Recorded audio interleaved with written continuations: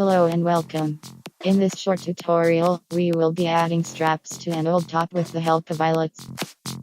First off, mark where you would want the straps to be and then make an incision with a pair of scissors. Prepare your eyelets to be placed on the top. Warning, warning, warning. If you have never worked with eyelets before, I suggest you practice on some spare fabric. I should have done that beforehand. The front of my top is now ruined, but whatever. Follow instructions if you are not sure how to insert the eyelets.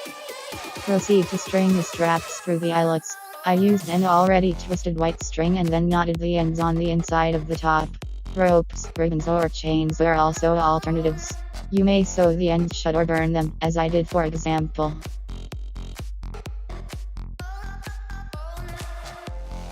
I hope you enjoyed this tutorial. Don't forget to subscribe. Don't forget to subscribe.